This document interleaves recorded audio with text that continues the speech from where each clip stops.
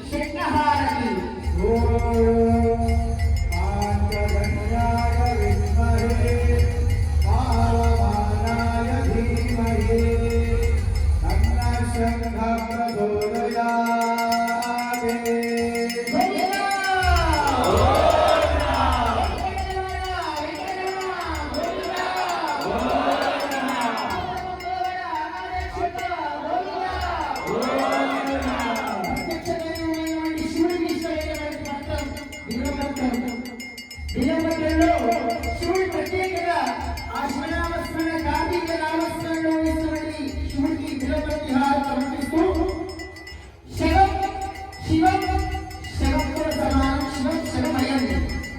శివుడు ఎక్కడ ఉంటాడు అని సాగండి శ్మశానంగా ఉంటాడు శివుడు. అటువంటి శివ పరమాత్ముడికి మనము వెంటనే పరిణామం ఎలా మారుతుంది అంటే దీక్షాధారణ అయిపోయి 41 రోజులు అయిన తర్వాత ఇరువురు తలమైన పెట్టుకొని ఇక్కడి నుంచి మొదలుకొని శబరియాత్ర ప్రయాణం చేసి ఎరివైన ధర్మశాస్త్ర దర్శనం చేసుకున్న తర్వాత మన అడ్డంగా ప్రవేశమవుతున్నాం. ఆ దారి ప్రవేశం కాదు అని అనుకున్నప్పుడు ఒక విషయం, మన జన్మనిచ్చినవన్నీ ఒక తల్లిదండ్రులు ఉంటారండి, మరణం పొందిన వారు ఉంటారు, వారికి సమాధి అనేది ఉంటుంది. మీరు ఇరువురు కట్టుకున్న తర్వాత మాల వేసుకున్న తర్వాత నా తల్లి సమాధి దండం పెట్టే వాళ్ళు ఎంతమంది ఉన్నారు ఇక్కడ అని సొంత తల్లి తండ్రుల దగ్గరికి సమాధి దగ్గరికి దండం పెట్టింది. శవం వెళ్తుంటే దారి పని పోతున్నాం పక్కకి, అటువంటి దారి పక్కన సమయంలో కానీ అక్కడికి వెళ్ళి పవిత్రమైన ఇరువురు ఎత్తిలో పెట్టుకొని పక్కదారి వెళ్ళే అవకాశాలు మన స్వాములు చేస్తున్నారు. ఆ దారి వెళ్తున్నారు. హైందవ ధర్మం చెప్తున్నటువంటి మాట సనాతన ధర్మమే విజయోత్సవం చెప్తున్నటువంటి ధర్మమే ధర్మ రక్షణ కొరకై స్వామివారికి శివపరమాత్మ ఇస్తున్నటువంటి హారతి బిల్వ పత్ర హారతి పత్రి హారతి.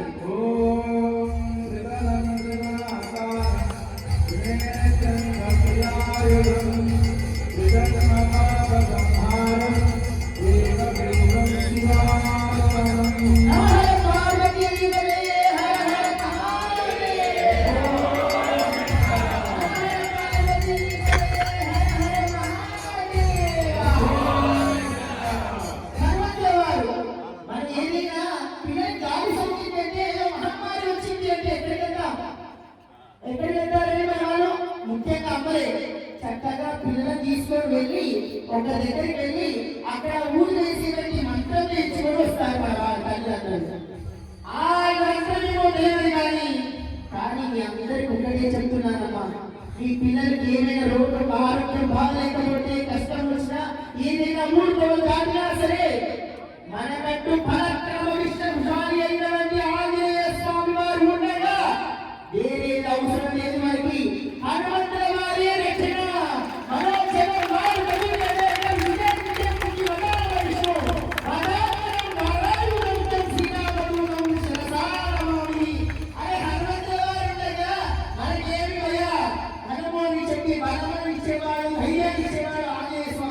ఒక్కసారి ఒక పిల్లలకి ప్రతి శనివారం ప్రతి మంగళవారం కూర్చోబెట్టి హనుమాన్ చాలీసా పారాయణాన్ని చేసినట్లయితే మీ ఇంట్లో దరిద్రమే ఉండదండి అని చెప్తున్నా. ఆంజనేయ స్వామి వారికి చెప్తున్నటువంటి హారతిగా స్వామివారికి సమర్పిస్తున్నటువంటి హారతి హనుమంత హారతి.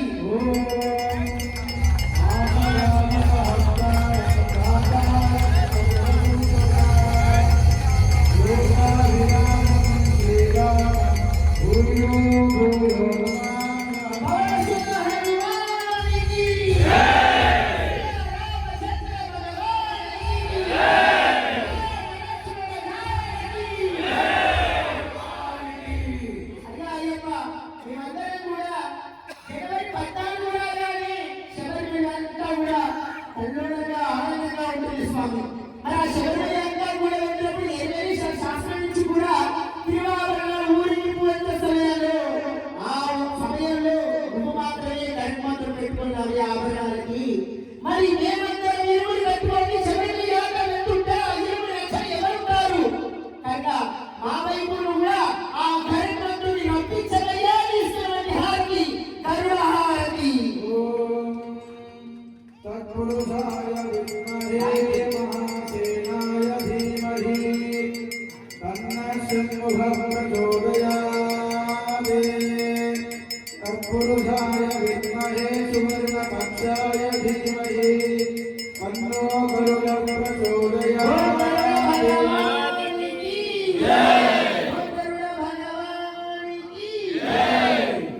స్వామి శ్రీ సంపదలు తక్కువైపోయాయి, కష్టాలు బాధలు పెరిగిపోయాయి. ధనం కావాలి, ధనం ఉంటే ఏదైనా చేయాలి, ధనం లేకపోతే ఏది చేయలేదు స్వామి. కనుక ధనం కావాలని అయ్యా అయ్యప్ప ఈ తల్లిగారైనటువంటి మహాలక్ష్మి అమ్మగారికి గజలక్ష్మి చెప్పవయ్యా, మా అందరి శ్రీ సంపదలు పెరగాలని చెప్పవయ్యా, అష్టైశ్వర్యములు పెరగని చెప్పవయ్యా.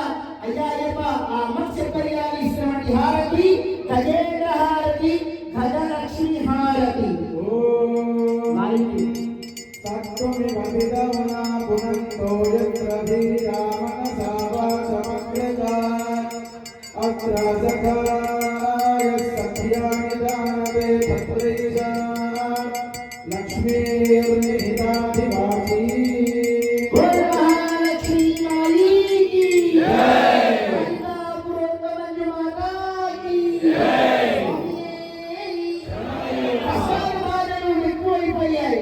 బాధలు కష్టాలు కన్నీళ్లు గుండెలు పంచాయతీలు ఇవన్నీ సంభవిస్తున్నాయి. ఒకరి మీద అనుమానాలు ద్వేషాలు పగలు ఇవన్నీ ఉన్నాయ్యా. కనుక ఇవన్నీ వదిలిపోవడానికి ఒక్కసారి భూమిలోకి రావాల్సిందే, ఈ ధర్మ పరిపాలన చేయవలసిందే అయ్యప్ప అని చెప్తూ సింహములా గర్జించి రామయ్య ఇస్తున్నటువంటి హారతి సింహహారతి.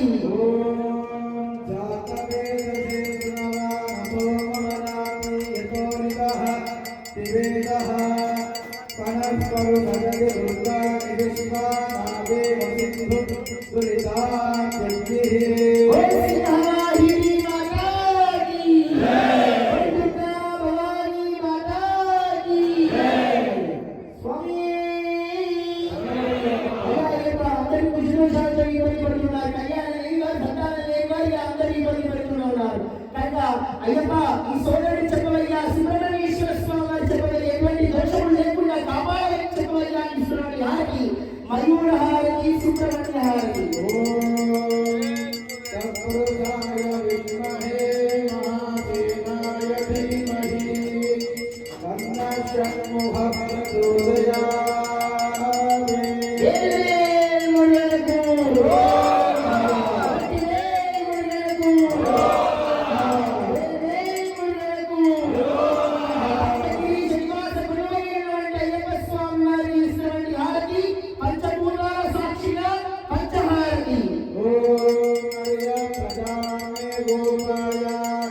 అమృతత్వాయ ధీమతే దాతాంగ నిశ్యమానాంచ అమృతే సంఖ్యే ప్రతిష్ఠితా.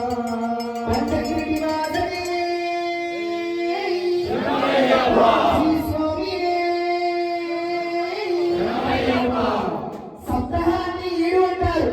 అటువంటి 7ని అవమానపరుస్తున్నారు మనందరం కూడా. 7 అంటే ఏడ్చినట్టు ఏంటి స్వామి అంటారు. 7 అంటే ఆ 7 వస్తే ఏదైనా ముహూర్తం వస్తే పోయి 7 రోజులు పెట్టుకున్న స్వామి అంటారు. కనుక ఆ 7ని ఒకసారి మనం గుర్తు చేసుకుందాం. 7 అంటే భార్యాభర్తలు వివాహమైన తర్వాత 7 అడుగులు వేస్తున్న సమయంలో అప్పుడు తప్పు రాలేదా 7 అంటే? 7 కొండల స్వామి వారు వెంకటేశ్వర స్వామి వారు దర్శనం చేసుకుంటే 7 కొండలకి నడుస్తుంటా అప్పుడు 7 గుర్తు రాలేదా? పనికిరాదు అనుకుంటే మరి సప్తలోకాల సాక్షిగా చెప్తారు మహాసంకల్పంలో కళ్యాణంలో అప్పుడు 7 గుర్తుకు రాలేదు. రథసప్తమి నాడు తిరుమల వీధిలో ఆ వెంకటేశ్వర స్వామి ఊరేగింపు రథసప్తమి నాడు కొండల పండుగ చేసుకుంటారు. అది గుర్తుకు రాలేదు 7 అంటే. మరి 7 అంటే ఎందుకంటే అనుమానించడం? 7 అనే సంఖ్య జ్ఞానాన్ని పెంచుతుంది, విజ్ఞానాన్ని పెంచుతుంది. అటువంటి 7 అనే సంఖ్య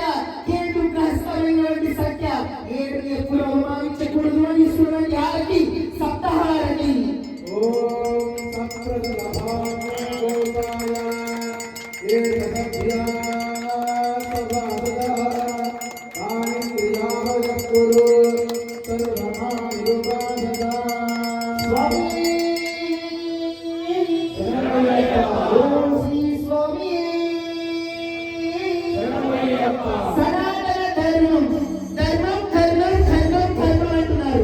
అటువంటి ధర్మ పరిపాలన వారించే వారికి ఎంతమంది ఉన్నారు? అనునిత్యంగా ప్రతి సంవత్సరంలో కానీ ఒక్కసారైనా మీకు చదువు చెప్పినటువంటి గురువు గారికి కానీ మీకు వ్యాపార రంగంలో చేసిన గురువు గారికి కానీ మార్గాలను ధరింపజేస్తున్న గురుస్వామి అందరికి కానీ ఎవరైనా ఒక్కసారి గురు పౌర్ణమి గారు స్వామి గురుదేవ గురు పౌర్ణమి శుభాకాంక్షలు ఒక్కరైనా చెప్పారా? ఇక్కడ ఎంతమంది చెప్పారు నాకు తెలియదు స్వామి. కానీ చదువు చెప్పిన గురువును మర్చిపోతూ వ్యాపార సంస్థను నేర్పించినటువంటి ఆ గురువు మర్చిపోతూ మానదాన ధరింప చేసిన ఆ గురువును మర్చిపోతూ గురువు అయినటువంటి అయ్యప్ప స్వామి వారిని మర్చిపోతుడు. సంవత్సరం వస్తే కానీ బాగా చేసుకున్న తర్వాత అయ్యప్ప గుర్తొస్తారు. ప్రతిరోజు పూజ చేసుకోవడానికి ఏంటి వాళ్ళ భయము? ప్రతి ఇంట్లో అయ్యప్ప స్వామి వారి ఫోటో ఉండకూడదు అంటారు. అదే ప్రతి ఇంటి అయ్యప్పనే మన వెలుగుతుందని చెప్పాలి కొట్టి స్వరూపంలో. అటువంటి వెలుగు ఇచ్చేవాళ్ళ పరతామైనటువంటి అయ్యప్ప స్వామి వారు అటువంటి ఫోటో ఇంకా పెట్టకూడదు అని చెప్పి శాసనం చేస్తున్నారు స్వాములు. మరి అదేవిధంగా కర్మ పరిపాలన కొనసాగాలి అంటే మనం మారాలి. మనం మారితే అందరు మారుతారు. మనం ఇలానే ఉంటే ఇంకా ఇంకా విధ్వంసాలు సృష్టిస్తూ ఉంటాయి. ఇలా దేవాలయాన్ని భగవంతులే ఉంటారు. ఇలా మన ముందు కూర్చొని ఇలానే కూర్చుంటాం. ఇదే మన ధర్మము, ఇదే మన శాసనం. కానీ మీరందరూ గమనించవలసినటువంటి విషయం ఒకటే, ప్రతి ఇంటికి ఒక తీర్పు ఉండాలి. ప్రతి ఇంటికి ఒక హైకమైన వారు లేవాలి. గట్టిగా పిలిచి ఇచ్చే శ్రీరామచంద్రకి జై అంటే ఒక్కసారి ఎవరైనా సరే కారు పట్టు వెళ్ళిపోవాలి తప్ప ప్రతి ఒక్కరికి ఫోన్ చేసి హలో స్వామి బాగున్నావా, హలో స్వామి బాగున్నావా అంటారు. కానీ చెప్పండి జై శ్రీరామ్ చెప్పండి భగవద్నామ స్మరణతో కాలి మొదలుపెట్టండి. అక్కడి నుంచే ధర్మం ప్రారంభమవుతుంది.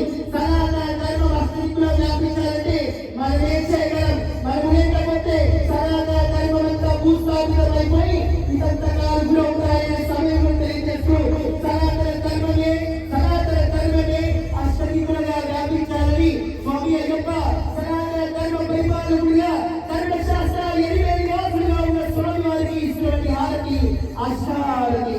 ఓం అస్తు దేవాంతః సోమ్యంతః ఉదస్రో దేవి రజాసవిష్కా